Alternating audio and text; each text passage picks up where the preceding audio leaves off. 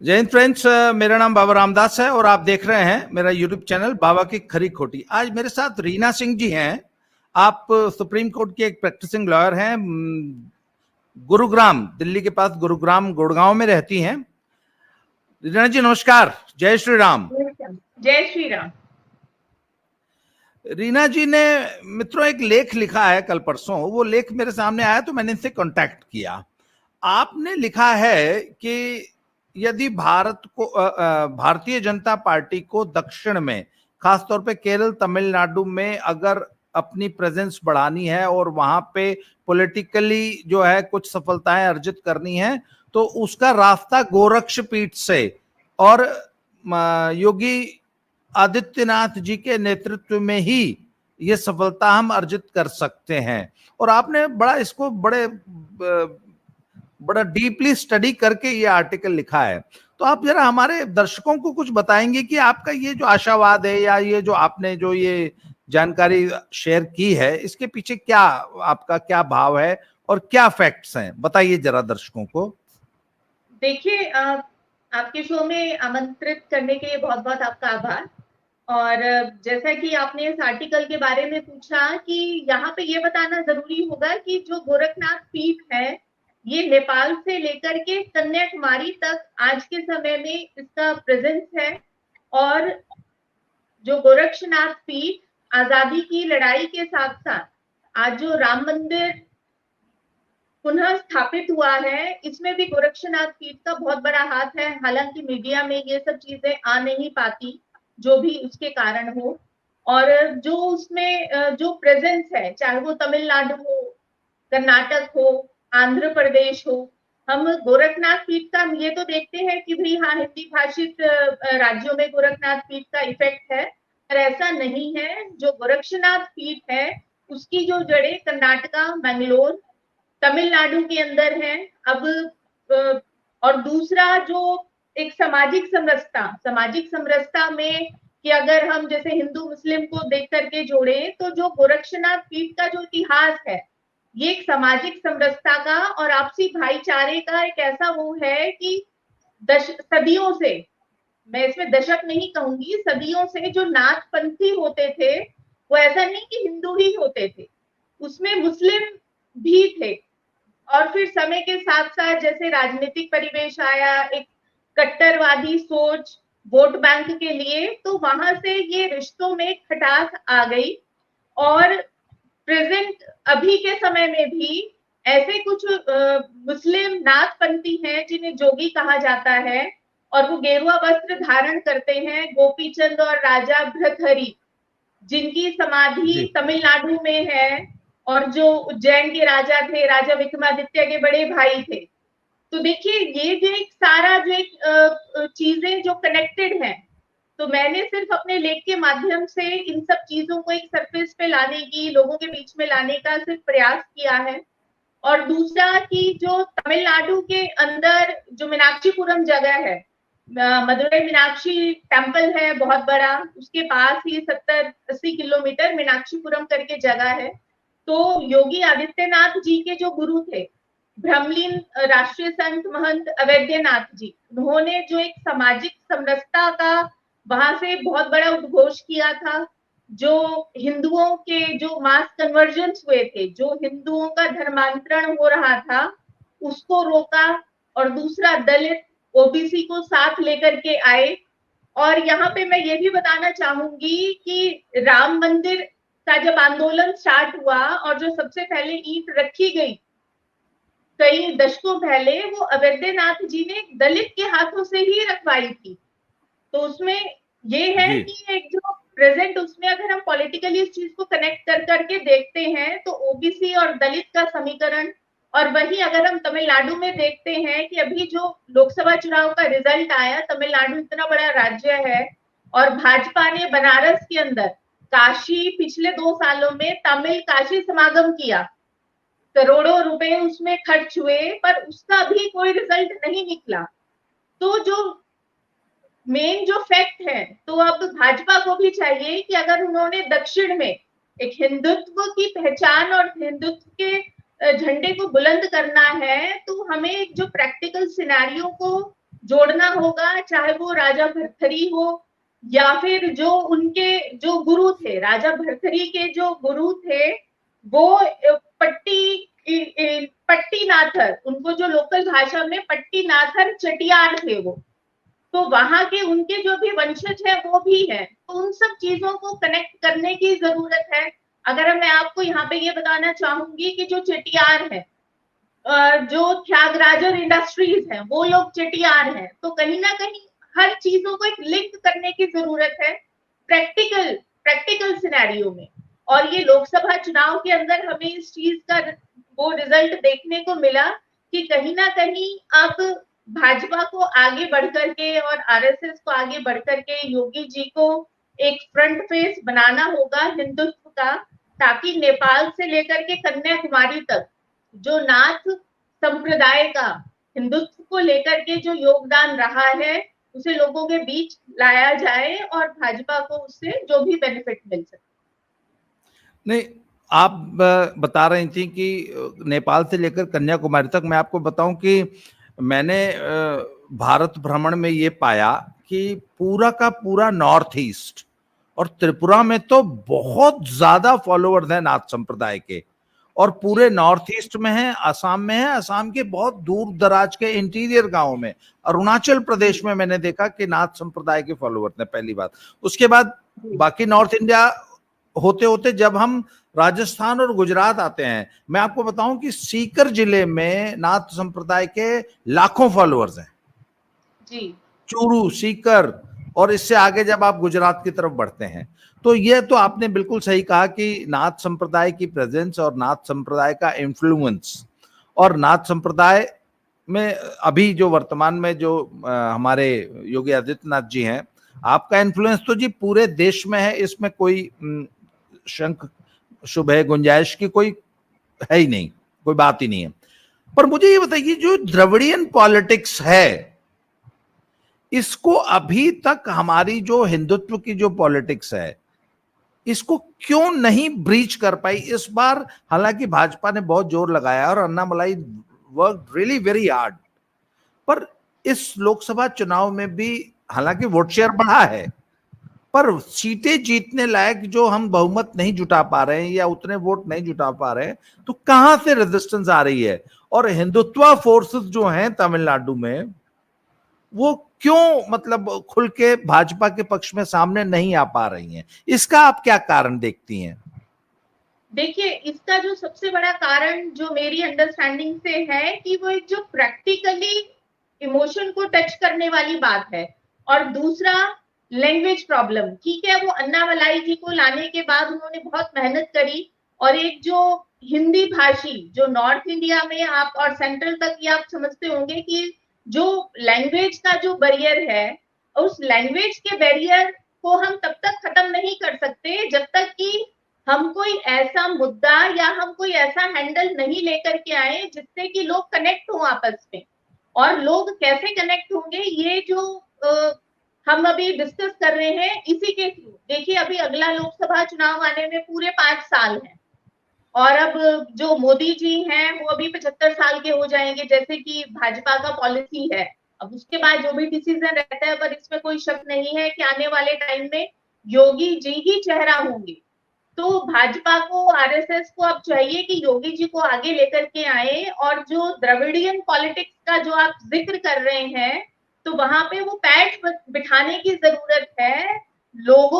लोग जब तक आपसे इमोशनली कनेक्ट नहीं होंगे, आपने उनके लोकल इश्यूज को टच करना होगा।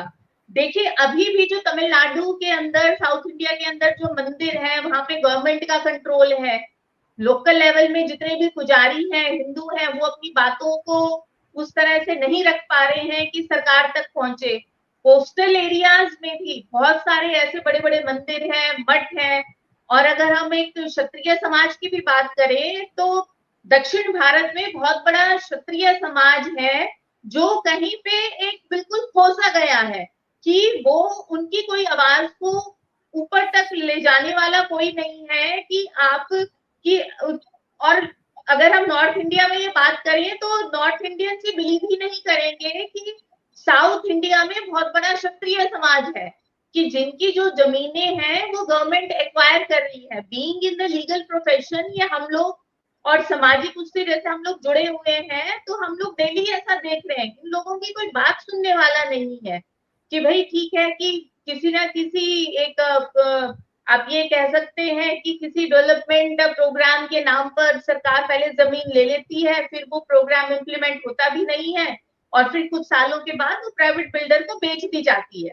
तो यहाँ पे ऐसा नहीं है कि खाली क्षत्रिय समाज है, पर हाँ, क्षत्रिय समाज भी बहुत बड़ा आहत है उस चीज को लेकर के। और जो हिंदुत्व का, जब तक कि आप लोगों से जुड़ेंगे नहीं, देखिए मोदी जी हैं, बहुत अच्छा काम कर रहे हैं, तमिल समागम भी किया, पर रिजल्ट क्यों नहीं निकला? कि कहीं ना कहीं कुछ ऐसी चीजें हैं कि जो क्रैक नहीं हो पा रही है। हालांकि वोट शेयर बढ़ा है भाजपा का तमिलनाडु में, इस बार पहली बार डबल फिगर में वोट परसेंटेज आया है, पर वोट परसेंटेज को जीतने वाले विनिंग मार्जिन पर लेकर के आने के लिए बहुत काम करने की जरूरत है, जब तक कि आप लोगों से कनेक्ट नहीं होंगे। देखिए कहीं पे भी, और हालांकि जो नॉर्थ इंडिया में जो पॉलिटिक्स है वो बिल्कुल, और हिंदी भाषी क्षेत्रों में कास्ट बेस्ड, बिल्कुल कास्ट बेस्ड है। ओबीसी है, एसटी है, यादव है, और अभी तो जो फिलहाल जो लोकसभा चुनाव हुए उसमें बहुत बड़ा क्षत्रिय फैक्टर रहा। आपने भी ये देखा होगा कि जो मेन स्ट्रीम चैनल्स हैं, जब तक ये इस बार ठाकुरों ने जो ये मुद्दा उठाया, उससे पहले कोई भी चैनल राजपूत नाम भी नहीं लेता था। अन्य जाति या अग्रज समाज बोलता था या स्वर्ण समाज कहता था, पर इस तरह से राजपूतों ने जिस तरह से अपनी बात उठाई, तो मेन स्ट्रीम मीडिया भी शब्दों का उपयोग करने लगा है कि हाँ, कहीं ना कहीं राजपूतों की नाराजगी, क्षत्रिय समाज की नाराजगी, क्योंकि जब तक हमने आवाज नहीं उठाई थी, हमारा तो कोई नाम लेने वाला ही नहीं था। तो ऐसी जो चीजें हैं, यही चीजों को साउथ इंडिया में आंध्रा हुआ, तमिलनाडु हुआ, कर्नाटक हुआ, हालांकि भाजपा का कर्नाटक में अलायंस है, पर लोकसभा के अंदर आपकी अगर पिछली बार से भी कम सीटें आई हैं और आप दक्षिण भारत का किला भेदने में असमर्थ रहे हैं, और यहाँ के पिछले 2 सालों से इतने बड़े बड़े आपने काशी तमिल समागम करके कार्यक्रम किए हैं, उसके बाद भी तो कहीं ना कहीं ये जरूरत है कि आप प्रैक्टिकल चीजों को कनेक्ट करें और जो आइडियोलॉजी है उसको लोगों के बीच में लेकर के जाएं, और जिससे कि लोग कनेक्ट हो। मुझे एक बात बताइए, एक जो कॉन्स्पिरेसी थ्योरीज चलती रहती हैं देश में, समाज में, पॉलिटिक्स में, कि भाजपा के कुछ लोगों ने, कुछ बड़े नेताओं ने उत्तर प्रदेश में जानबूझकर योगी जी को कमजोर करने के लिए, कि वो नेशनल पॉलिटिक्स में बहुत तेजी से उभर रहे थे और उनकी लोकप्रियता पूरे देश में बढ़ रही थी, और वो नेक्स्ट पीएम के रूप में उनको बीजेपी में देखा जाने लगा था। तो बीजेपी के कुछ हाईली प्लेस्ड लोगों ने जानबूझकर योगी जी को कमजोर करने के लिए उत्तर प्रदेश की सीटें घटाई। आप इस थ्योरी में कुछ दम है क्या, या ये खामखा की चंडू खाने की खबर है और इसका कोई वैसे ही उड़ा दी गई है, या इसके पीछे कुछ सब्सटेंस भी है? जी बिल्कुल, देखिए आपने बहुत अच्छा प्रश्न पूछा। जब लोकसभा चुनाव की सीटों का बंटवारा हुआ, वहां पे योगी जी की नहीं चली, और अब तो ये बिल्कुल मीडिया प्लेटफॉर्म पे है कि उन्होंने जो लिस्ट बना करके दी थी अपने पसंद के उम्मीदवारों की, उस पर कोई ध्यान नहीं दिया गया, उसको नजरअंदाज कर दिया गया। और कुछ ऐसे भाजपा के अंदर उत्तर प्रदेश में गुट बन गए थे जिनका जो उद्देश्य ये नहीं था कि हमें लोकसभा में चुनाव जीतने हैं, हमें अपनी सीटों पे जीतना है। चाहे 2 उप मुख्यमंत्री हैं, जो डिप्टी सीएम हैं 2, उनके आप एरिया को ले लीजिए। अब यहाँ पे योगी आदित्यनाथ जी का पूर्वांचल का एरिया था, पूर्वांचल के एरिया में भाजपा का बहुत अच्छा रिजल्ट रहा, और बाकी आप दोनों डिप्टी सीएम के एरिया को ले लीजिए, वहां पे क्या रहा। अब जैसा कि मैंने कहा कि जो उनका ऑब्जेक्टिव था वो अपनी सीटें जीतना, भाजपा को जिताना नहीं था, उनका ऑब्जेक्टिव था कि योगी जी के लोगों को कैसे हराया जाए, और उसी चीज में नुकसान किसका हुआ? भाजपा का हुआ। और सिर्फ ये गुटबाजी का शिकार, तो जो आपका प्रश्न है वो बिल्कुल वो वास्तविकता पे था और बिल्कुल ग्राउंड रियलिटी थी उसकी।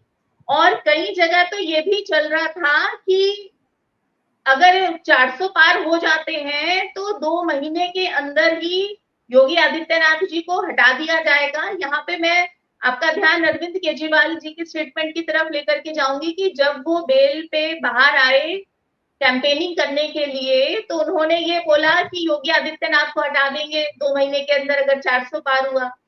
नरेंद्र मोदी जी 75 साल के बाद अपना इस्तीफा दे देंगे क्योंकि जो उनका पॉलिसी है, और अमित शाह जी प्रधानमंत्री बनेंगे। तो इस चीज को लेकर के 24 घंटे के अंदर कि नरेंद्र मोदी जी को नहीं हटाया जाएगा, इसका खंडन हो गया। पर चुनाव खत्म होने के बावजूद भी कि योगी आदित्यनाथ जी को नहीं हटाया जाएगा, इसका कोई खंडन नहीं हुआ। राष्ट्रीय अध्यक्ष जेपी नड्डा जी कैंपेनिंग में, लास्ट फेज की कैंपेनिंग में ये बोल रहे हैं कि अब हमें आरएसएस की जरूरत नहीं है क्योंकि अब हमारी इतनी सीटें आ गई हैं। अटल बिहारी वाजपेयी जी जब थे, जब हमारी 2-3 सीटें आती थी, तब भाजपा के संगठन को आरएसएस की जरूरत थी। तो आपको ऐसी टीका टिप्पणी करने की जरूरत क्या है?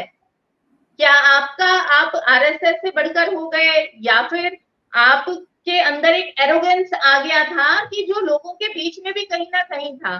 और दूसरा आप ये देखिए कि जो विनिंग मार्जिन है, विनिंग मार्जिन कहां कहां रहा। बहुत सारे ऐसे बड़े नेता थे कि जो गिनती के समय में ट्रेल कर रहे थे, और कहीं तो दबी आवाज में ये भी कह रहे हैं कि हालांकि मैं इस चीज की पुष्टि नहीं करती, पर लोगों के बीच में और मीडिया में, सोशल मीडिया में भी ये चीज है कि जब हमारे माननीय प्रधानमंत्री जी कुछ राउंड में बनारस से ट्रेल कर रहे थे तो योगी आदित्यनाथ जी खुद बनारस पहुंचे।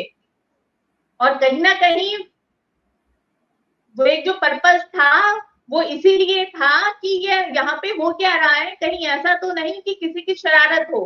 हालांकि मैं दोबारा कहूंगी कि मैं इस चीज की पुष्टि नहीं करती, पर कुछ ना कुछ तो कारण था ही कि अगर देश का प्रधानमंत्री इतनी वीवीआईपी सीट से आपका जो मार्जिन है वो 2 लाख भी नहीं रहा, तो कुछ ना कुछ तो कारण होंगे। हालांकि आपने काशी कॉरिडोर बनाया, अयोध्या में राम मंदिर बने का पुनः स्थापना हुई, तो ऐसे ऐसे क्या कारण हुए कि आपके वोट डाइवर्ट हुए? तो ग्राउंड पे तो कहीं ना कहीं चीजों को देखना होगा कि क्या ऐसे मुद्दे हैं और उनसे कनेक्ट करके देखिए। यहाँ पे जो सबसे बड़ी बात ये है कि जो योगी आदित्यनाथ जी की जो छवि है वो बिल्कुल साफ सुथरी छवि है, स्ट्रिक्ट एडमिनिस्ट्रेटर की छवि है, जो खाली उत्तर प्रदेश ही नहीं देश के हर राज्य के लोग पसंद करते हैं, चाहे वो बुलडोजर बाबा के रूप में हो, चाहे वो स्टार कैंपेनर हो।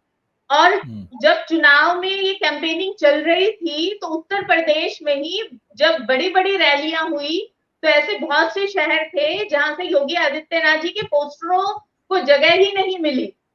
तो ऐसा तो नहीं है कि कोई कारण नहीं था। जो आपने बात पूछी वो तो ग्राउंड पे दिख ही रही थी कि कहीं ना कहीं कुछ तो ऐसा कारण है कि आपसी छीटाकशी के बीच में जो नुकसान है वो पार्टी का हुआ। और जिस तरह से अब जो गठबंधन सरकार बनी है, ये अब हमें देखना होगा कि जो हमारे प्रधानमंत्री हैं वो कितने सफल रहेंगे, क्योंकि अभी तक उनको किसी भी तरह से गठबंधन की सरकार चलाने का कोई एक्सपीरियंस नहीं है, चाहे वो 12 साल गुजरात में मुख्यमंत्री रहे या फिर 2 टर्म यहाँ पे रहे। अब दूसरा आप ये देखिए कि जो पिछले कुछ सालों से पेपर लीक हो रहे हैं कि सरकार को लेकर के नाराजगी तो कहीं ना कहीं है ही ना, कि तो आपने प्रैक्टिकल उसमें क्या किया? अब आपने जो हमारे शिक्षा मंत्री हैं धर्मेंद्र प्रधान जी, पिछले टर्म में भी वही थे। अब जो नीट का रिजल्ट आया उसके बाद अब जो नेट के भी जो थे उनको भी कैंसिल कर दिया गया एग्जाम्स को, और अब आपने 2-3 दिन पहले उनको एक राज्य का चुनाव प्रभारी भी घोषित कर दिया, एजुकेशन मिनिस्टर को। तो आपके जो एडमिनिस्ट्रेशन है कहीं ना कहीं लैकिंग है और ये लोग सब देख रहे हैं। ऐसा नहीं है कि लोगों को समझ नहीं आ रहा, पर हाँ लोगों के पास पावर सिर्फ ये है कि उसके पास सिर्फ वोट देने की शक्ति है, और जब उसे वो हक मिलता है तो वो अपना फ्री होकर के उस चीज का उपयोग करता है। और अब आने वाले 4-5 राज्यों में भी चुनाव है, तो अभी जो एक लैकिंग रही है तो अब हमें आने वाले टाइम में उस चीज का हमें दिख जाएगा कि उसका जो भी रिजल्ट रहेगा और जो लोगों के मन में रोष है या खुशी है। नहीं, मुझे एक बात बताइए ना भाई, ठीक है, उत्तर प्रदेश में भाजपा लगभग 45 से ज्यादा सीटें हार गई। ब्रांड योगी को चोट पहुंची, ब्रांड योगी को, पर ब्रांड मोदी भी तो हिट हुआ ना। आप बताइए ना, भाजपा अपने बल पे स्पष्ट बहुमत नहीं लेके आ पाई और आज बैसाखियों पे खड़ी होके सरकार चला रही है। मुझे तो लगता है कि ब्रांड योगी से ज्यादा ब्रांड मोदी हिट हुआ। भाई 400 पार का नारा मोदी जी ने दिया था ना, संसद में खड़े होके दिया था। और आज जब समीक्षाएं हो रही तो सबसे बड़ा दोष उसी नारे को दिया जा रहा है कि उसी नारे की वजह से ही संविधान बदल देंगे, आरक्षण खत्म हो जाएगा। और ये जो नैरेटिव कांग्रेस झूठ बोल के चलाने में जो कामयाब रही, और वोटर की उदासीनता और वर्कर कार्यकर्ताओं की उदासीनता, दोनों 400 पार के नारे, लोग निश्चिंत हो गए कि हमारी तो जी 400 सीट आ रही है, क्या जरूरत है काम करने की। खुद प्रत्याशियों ने अपने क्षेत्र में चुनाव प्रचार नहीं किया, 1 रुपया खर्चा नहीं किया, जो बेसिक खर्चे होने थे वो तक नहीं किए। तो आपको नहीं लगता कि ये तो मामला बूमरैंग रेदर कि जो ब्रांड योगी को हिट करने चले थे उन्होंने ब्रांड मोदी को हिट कर दिया? ये तो सेल्फ गोल नहीं मार दिया उन्होंने? आपको क्या लगता है? देखिए, बिल्कुल सेल्फ गोल हुआ है। और जो ब्रांड योगी है, ब्रांड किसी चीज को एक नैरेटिव क्रिएट करके ब्रांड योगी नहीं बना है। ब्रांड योगी जो बना है वो अपने कार्य के बल पर बना है, ये सभी को पता है। और ऐसा नहीं है कि भाई एक मुख्यमंत्री रहते हुए, चाहे वो कोविड काल का समय था, और दूसरा जो उनका सख्त एडमिनिस्ट्रेशन है कि जब तक उनके कार्यकाल में अभी तक कोई दंगे नहीं हुए उत्तर प्रदेश के अंदर, कोविड में उन्होंने कैसे हर चीज को संभाला, इतना बड़ा राज्य होते हुए।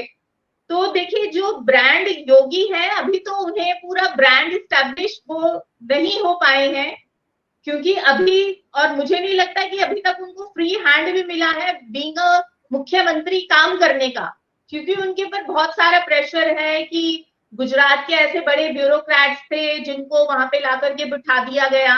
और अंदरूनी उसमें तो ये भी कहा जाता है कि जो उनकी फर्स्ट लाइन टीम है उनको भी उनको चुनने की स्वतंत्रता नहीं है, वो भी दिल्ली से ही आकर के कुछ लोग हैं जो सब चला रहे हैं ब्यूरोक्रेसी पे। और दूसरा जो ब्रांड, हम ब्रांड मोदी की अगर हम बात करें तो देखिए, और 400 पार का नारा 2014 से, 26 मई 2014 से अब तक मोदी जी देश के प्रधानमंत्री हैं। विश्व के अंदर बहुत बड़ी भारत की छवि सुधरी है, टेररिज्म पे कंट्रोल किया है। जो मोदी सरकार का जो सबसे बड़ी अचीवमेंट है वो ये है कि टेररिज्म पे बहुत बड़ा कंट्रोल है, धारा 370 हटाई, कश्मीर में पुनः शांति स्थापित करने का वो लोग कर रहे हैं। पर यहाँ पे हमें ये देखना होगा कि ब्रांड मोदी ने डिमोनेटाइजेशन के नाम पे क्यों नहीं वोट मांगा? मेक इन इंडिया का लोगो कहाँ चला गया? आपने जीएसटी के नाम पे आपने क्यों नहीं वोट मांगा? अब आपने 370 के नाम पे क्यों नहीं वोट मांगा? तो ऐसा नहीं है कि नेताओं को नहीं पता है कि कहाँ पे उनकी लैकिंग है। और दूसरा कि जब वहां पे आप आ गए कि अपने आपने अपनी भाषा के स्तर को थोड़ा सा आपने नीचे कर लिया, जो लोगों को नहीं पसंद आया कि मंगलसूत्र छीन लेंगे, भैंस छीन लेंगे, भैंस खोल देंगे। तो देखिए, लोगों की जो अपेक्षाएं हैं माननीय प्रधानमंत्री जी से वो बहुत ज्यादा है। और जो ब्रांड मोदी आहत हुआ है, ये तो अब देखिए कि पिछले कुछ दिन पहले आरएसएस के जो बड़े लोग हैं उनके भी वक्तव्य आए कि जो 400 पार का जो नारा था उससे अहंकार झलक रहा था। हालांकि बाद में उन्होंने डैमेज कंट्रोल करते हुए अपने शब्दों को वापस ले लिया। तो अगर आप 400 पार तक जा रहे हैं तो अभी तक तो आपके देश से शिक्षा का बिल्कुल स्तर ठीक हो जाना चाहिए। हमारे नेता प्रैक्टिकल जो मुद्दे हैं उनकी बात क्यों नहीं कर रहे? मेडिकल फैसिलिटीज की आप बात क्यों नहीं कर रहे? अगर हमारा देश 80 करोड़ लोगों को फ्री में राशन दे रहा है, आप पूरे देश में प्राइवेट स्कूल फ्री एजुकेशन का सिस्टम क्यों नहीं ला रहे? किसने आपको रोका है? क्या आपकी बहुमत की सरकार नहीं है? क्या राज्यसभा के अंदर भी आपकी उतनी सीटें नहीं है? स्टेट असेंबलीज में आपकी सीटें नहीं है? आप एम्प्लॉयमेंट, जो अनएम्प्लॉयमेंट है उसको आप टारगेट करिए, उसके आप रीजन को लेकर के आइए। देखिए लोगों में बहुत रोष है। कोविड के बाद एक जो इकोनॉमिक सेक्टर में जो मिडिल क्लास था, मिडिल क्लास आदमी को तो कोई बेनिफिट्स नहीं मिल रहे, सरकारी योजना का कोई लाभ नहीं मिल रहा है। अब जो बिलो पावर्टी लाइन है उसके लिए तो सारी सरकारी योजनाएं हैं कि उसको 5 किलो एक आदमी को राशन भी मिलेगा। अगर वो घर में 5 लोग हैं तो अगर एक आदमी को 5 किलो चावल मिल रहा है तो परिवार में 25 किलो चावल आ गए। क्या 5 लोगों का परिवार 25 किलो चावल खाएगा? लोग बेच रहा है उस चीज को। क्या वो सरकार को नहीं पता है? सरकार को सब पता है। आप अनएम्प्लॉयमेंट, बेरोजगारी को कैसे खत्म कर सकते हैं? आप अच्छी शिक्षा लाइए, आप वो क्वालिटी स्टैंडर्ड लाइए। जब तक कैजुअल अप्रोच नहीं खत्म होगी, आपके बच्चे स्किल नहीं होंगे, कौन नौकरी देगा? क्या इंडस्ट्री वालों की आज की सबसे बड़ी जो प्रॉब्लम है वो ये है कि लोग आते हैं पर वो एम्प्लॉयबल नहीं है, उनके पास वो स्किल ही नहीं है। आप सरकारी स्कूलों का स्तर देख लीजिए कि जो वहां पे शिक्षक हैं, टीचर्स हैं, उनकी खुद की काबिलियत क्या है। अभी 2 दिन पहले, परसों ही सोशल मीडिया पे चल रहा था कि एक मंत्री है महिला, कहीं कहीं पे वो बेटी बचाओ बेटी पढ़ाओ नहीं लिख पा रही है बोर्ड के ऊपर। तो आप ये क्या मैसेज दे रहे हैं? तो अभी जो देश को सबसे ज्यादा 2 चीजों की जरूरत है, अगर किसी भी नेता को अपना ब्रांड बनाना है, वो है अच्छी शिक्षा। शिक्षा को आप मुफ्त कीजिए, प्राइवेट स्कूल के लेवल की शिक्षा पे आप लेकर के आइए, प्राइवेट स्कूलों को बिल्कुल आप फ्री कर दीजिए, क्वालिटी एजुकेशन लाइए। आपके बच्चे अगर स्किल होंगे तभी तो वो रोजगार के लायक होंगे। अब हर बच्चा प्राइवेट स्कूल में नहीं जा सकता कि जो लाखों रुपए फैमिली अफोर्ड कर सके। फिर उसके बाद जब उसको नौकरी मिलेगी, उसमें से भी आपके 50% आपके बच्चे फॉरेन जा रहे हैं क्योंकि उनकी काबिलियत के हिसाब से यहाँ पे उनका लाइफस्टाइल नहीं है। आज भी हमारे नेता, अगर नेता बात करते हैं कि भाई ये ओबीसी की राजनीति, ये एससी एसटी की राजनीति, और अगर कोई अपर क्लास वाला, अगर कोई क्षत्रिय नेता बात कर दे, अब आप मुझे ये बताइए रामदास जी कि एक भी क्षत्रिय नेता बता दीजिए जो ये, जिसने अभी लोकसभा चुनाव में स्टेज पे खड़े होकर के ये बोला हो कि मेरा समाज शोषित है, मेरा क्षत्रिय समाज शोषित है। वो दूसरी जातियों के शोषण की बात करेगा, ओबीसी की बात करेगा, एसटी एसटी की बात करेगा, पिछड़ा शोषित वंचित वर्ग, ये जो शब्द है इसकी बात करेगा, पर क्षत्रिय समाज की बात कोई नहीं करेगा। क्या आज देश में कश्मीर से लेकर के कन्याकुमारी तक एक भी ऐसा राजपूत नेता, क्षत्रिय नेता है जो खड़ा होकर के मंच पर या मीडिया के सामने ये बोल सके कि मेरा समाज आज बहुत पीड़ित है, हमारे यहाँ के आरक्षण के कारण हमारे यहाँ पे अगर बच्चे 95% नंबर लेकर के आ रहे हैं, उन्हें सरकारी नौकरी नहीं मिल रही, पर अगर दूसरी जाति के आरक्षण को लेकर के जो बच्चे आए हैं उनका 65% में वो डॉक्टर बन रहे हैं, 65% में उनको सरकारी नौकरी मिल रही है। क्या कोई नेता खड़े होकर के बोलता है? क्यों नहीं बोलता? तो जब तक आप ये सब बातें नहीं करेंगे तो आप लोगों से कहां से कनेक्ट होंगे? और बाकी जो बात कर रहे हैं, और बजाय इसके, अब जैसे आपने ब्रांड मोदी की बात करी, Modi ji OBC, SC ST सबकी बात करते हैं। वो ये कहते हैं कि आखिरी छोर पे जो तक आदमी को लाभार्थी जो भी होगा उसे सरकारी योजनाओं का लाभ मिलेगा। क्या 10 साल तक सरकारी योजनाओं का लाभ देने के बावजूद भी तो आपके वोट बैंक, आपका वोट क्यों कम हो गया? आपकी सीटें क्यों कम हो गई? क्योंकि वो डाइवर्ट हो गया। तो आपको लोगों की एग्जैक्ट जो उनकी जरूरतें हैं, शिक्षा की हो गई, रोजगार की होगी, आप युवाओं से जाकर के पूछिए कितने आपने रोजगार के अवसर दिए। दूसरा, जो middle class, lower middle class, या फिर हम ये कह सकते हैं गांव देहात में, चाहे वो पहाड़ी इलाका हो, मैदानी इलाका हो, कोस्टल एरिया हो, आप जो अग्निवीर स्कीम लेकर के आए हैं, अग्निवीर स्कीम के कारण बहुत बड़ा रोष है। देखिए जो युवा है, हर युवा एक पेपर पास करके सब हर युवा आईएएस नहीं बन सकता, आईपीएस नहीं बन सकता, एसडीएम वगैरह जुडिशरी जजेस नहीं बन सकता। अब जो फौज वाला भी बहुत से युवा हैं जिनको बहुत बड़ा सपना होता है। अब अग्निवीर स्कीम ले आए, 3-4 साल के बाद वो रिटायर हो जाएगा, उसके बाद उसका भविष्य। देखिए ये सब चीजों को उन्हें दोबारा से रीएनालाइज करना होगा, देखना होगा कि कहाँ पे ऐसे गैप्स रहे जहां पे अभी हमें वहां पे मेहनत करने की जरूरत है, तभी ही आपका ब्रांड नेम जो है वो सक्सेसफुल होगा। पर देखिए इस चुनाव ने एक बात तो सिद्ध कर दी है कि लाभार्थी बना के फ्रीबीज बांट के आप लंबे समय तक चुनाव नहीं जीत सकते। फ्रीबीज बांटने के बावजूद आम आदमी पार्टी पंजाब में चुनाव हार गई। फ्रीबीज बांटने के बावजूद उत्तर प्रदेश में इतना बड़ा लाभार्थी वर्ग खड़ा करने के बावजूद उत्तर प्रदेश में आप जो है आपको पब्लिक ने वोट नहीं दिया। ये पिछले चुनाव का ये सबसे बड़ा एक कंक्लूजन तो नेताओं ने निश्चित रूप से ड्रॉ किया होगा।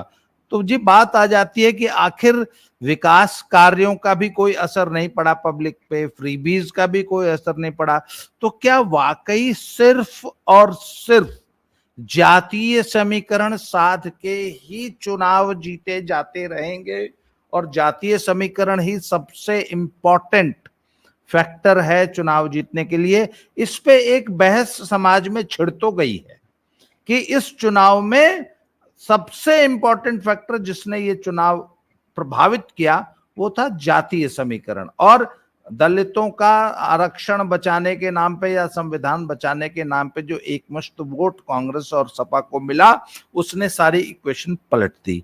तो निश्चित रूप से जो हमारी जो लीडरशिप है वो इन बातों पे विचार कर रही होगी और अपनी समीक्षा बैठकों में इनकी चर्चा करेगी और जो भी आखिर ये डिबैकल क्यों हुआ इसकी समीक्षा तो होगी। और I hope they learn their lessons और हमें उम्मीद करते हैं कि आगे अपनी गलतियों से सीख के बीजेपी हाईकमांड योगी जी को एक सबसे पहले तो उनको सरकार चलाने के लिए फ्री हैंड देगी। जो उनके पैरों में जो बेड़ियां चक्कियां बांध रखी थी ना, कम से कम उनके पैर तो खोलो भैया कि जिससे वो यूपी में काम कर सकें। आपने 2 उप मुख्यमंत्री और साथ में उनको कोई डिसीजन लेने की या अपनी टीम बनाने की इजाजत ही नहीं दी आज तक।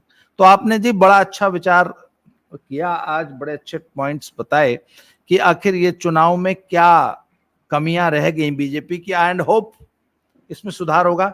रीना जी आपने मुझे समय दिया, बहुत बहुत धन्यवाद। आपसे बात करके मुझे बहुत अच्छा लगा। उम्मीद है कि दर्शकों को भी आपकी ये वार्ता बहुत पसंद आएगी और मुझे उम्मीद है कि आगे भी हम इसी तरह बातचीत करते रहेंगे। आज आपने समय दिया, बहुत बहुत धन्यवाद। अगली वीडियो में फिर से मिलते हैं जी। Thank you very much. Thanks a lot. प्रणाम।